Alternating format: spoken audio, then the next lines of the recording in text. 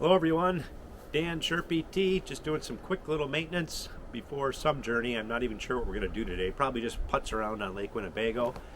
Just want to make sure all the chains are adjusted correctly, the clutches are adjusted correctly, make sure there's enough oil in it. That's about it, and hopefully everything will be real good.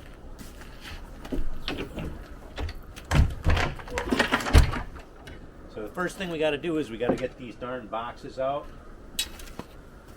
The straps that I originally got with it kind of went bad, and I wish these straps were a little bit shorter because it make life a little bit easier. It is what it is. And I got quite a bit of stuff on the inside of the other one, not this one. This one isn't that heavy. But the other one is, and the reason for that is I try to put more weight on this side so when I'm by myself it's more balanced, because if I have a whole bunch of weight on this side, the Sherp is going to turn to the left. If I have a whole bunch of weight that side, it's going to go on the right. So I try to balance that out. So this one is significantly heavier than the last one.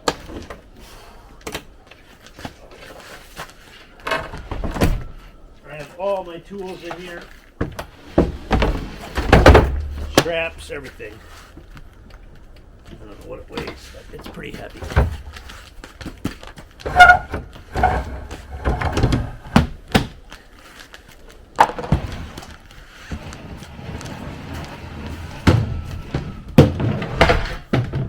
So you've seen me do this before again, but you can get quite a bit of crap in here. I just got the metric wrenches in here all ready to go, so I thought I would just grab them out of here for tightening up the chains. Again, this kit right here came with the Sherp.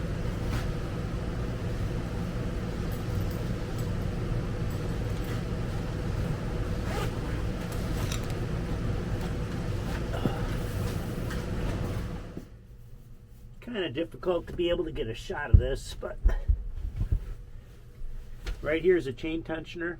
It moves up and down. It's got a sprocket right here on the bottom that's hitting the bottom part of this chain, which pushes up on the chain, which changes how much tension is on the chain.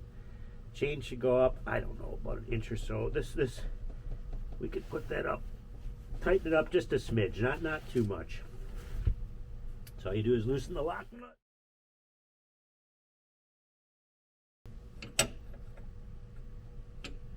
I don't know if you can see that, but you can see the chain move. It's pretty, I don't want to say sensitive, but it doesn't take a lot of adjustment to make the chain have some differences. Just do it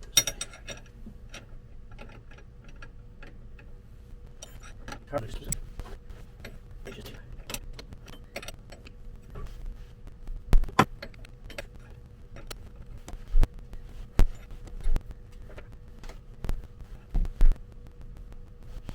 What?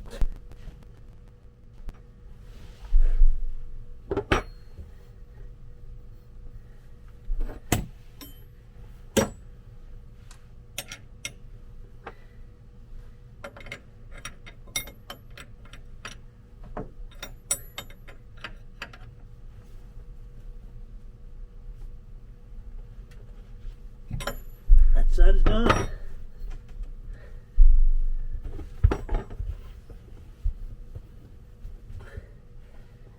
Sure much that's full. We're not going to put any more oil in there. So I didn't capture that, but I took off that cover right there, and then I took out that orange bucket, which is getting storage underneath the back of the Sherp. So I'm going to hop up in there and I'll show you what we do next. Alright, so what we got to do then is just take out, what is there, 8 different screws that are holding this cover on, and that is going to give us access to the clutches to make sure that they are adjusted correctly.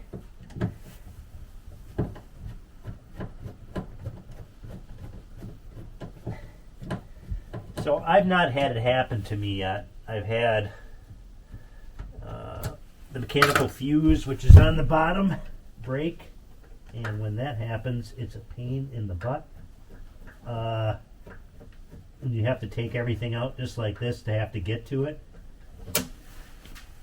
But if you truly were out in the middle of the bush, right, let's say up on top of a mountain, and that happened, assuming that you have gear, that could be kind of a pain in the butt too, to take everything outside and put it in the snow. But the good thing is those covers, those boxes that are right here on the side, they seem to be pretty good outside. I don't think they're 100% waterproof, but they're pretty good.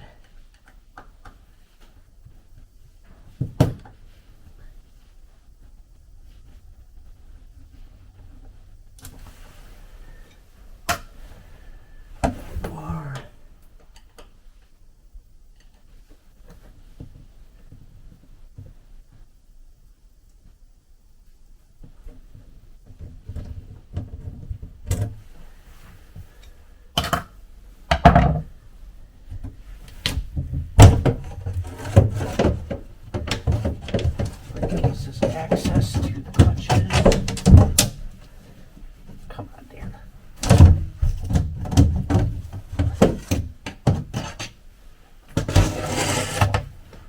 Right there.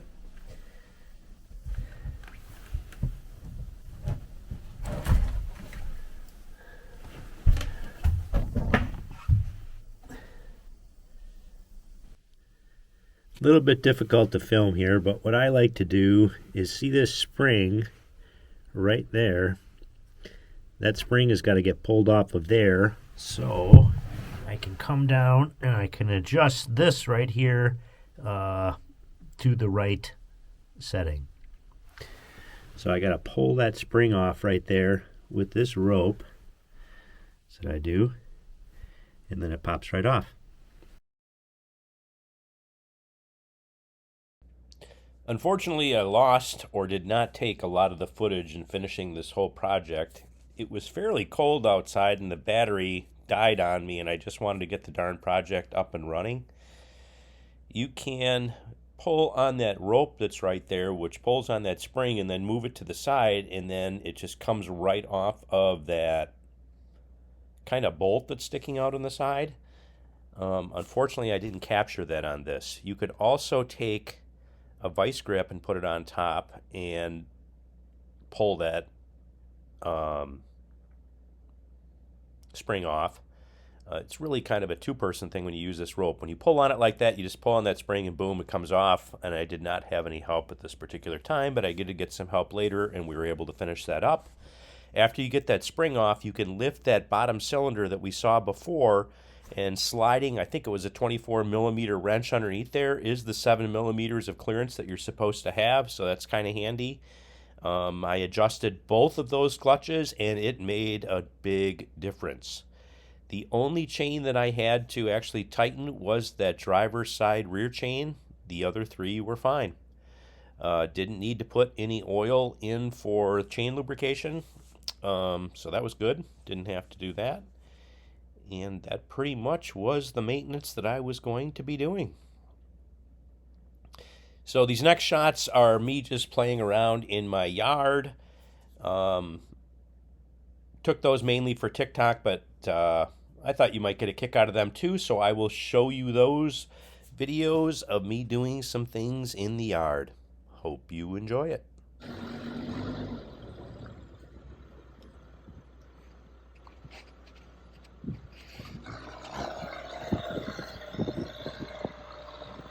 So what I was attempting to show here is just how nimble it is, shall we say, going over stuff, like going over that brush there on the right-hand side and then going over those old big logs. What is the Sherp's got about 2 feet of clearance, so you can pretty much go over anything. And even if something rubs underneath the bottom of the Sherp, as long as those tires got some grip, it'll pull through. I did, in fact, have way too much air in the tires during this little adventure. Again, like I said, it was fairly cold outside, and when it gets cold outside right now, for whatever reason, it is freezing something inside of the line that feeds the gauge of the air pressure of the tires, and it does not allow it to work until it gets really, really up to operating temperature. And then it appears to melt, and then everything seems to work. So because I don't see that gauge with that air pressure, honestly, I just forget about what that air pressure is, so I've got to be cognizant of that, as I am using that if that gauge happens to be frozen. Very difficult to see right here, I get it, but down there in the bottom there's a fairly decent sized ditch with some fairly significant angles.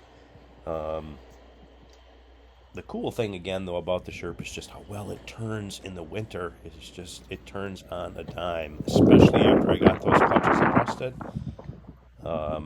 It's fun. I only have a couple of acres at my house, so there's not a lot of different places to go. But I did plant a number of trees here 20, 30 years ago, and I do have a little bit of woods that get to play in the back, so that's kind of fun. And I just captured some various areas that I could try to show you some of the angles that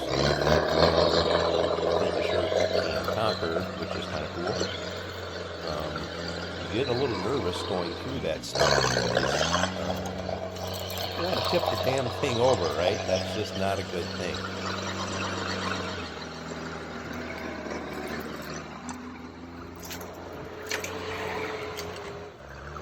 About second gear there, did a little bit of pop of a wheelie.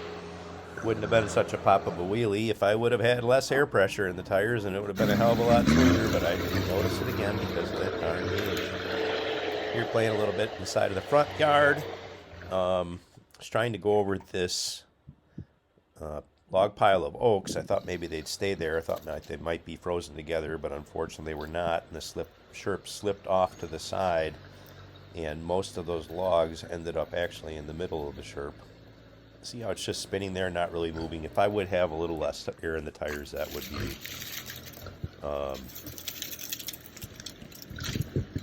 a lot better. So you can see that kind of rubbing on the bottom. The paint is pretty much gone completely off the bottom of the Sherp. I do paint that during the summer when the stuff comes off. Here, just real quick, I was driving around just on the front of the house here. This is where the driveway meets the county road. And as I was doing this, I had a couple of people stop on the road, which is fine, right? People get to see that stuff, but I get nervous about people watching the Sherp and not paying attention to where they're at, and I don't want them to get into an accident. I have a couple more things here with me going on some retaining walls out of the walkout basement. You get to see that with tires coming off and so forth. But other than these two little adventures here, we're coming to an end to this video. I'm planning today to go out on Lake Winnebago or go someplace again with the Sherp, so maybe I'll have another video out here in the next day or two. We will see.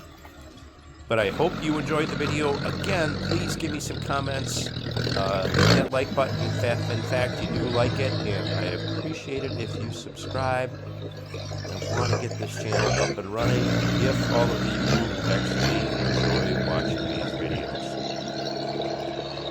Hope all is going well for you. Take care. We'll see you next time.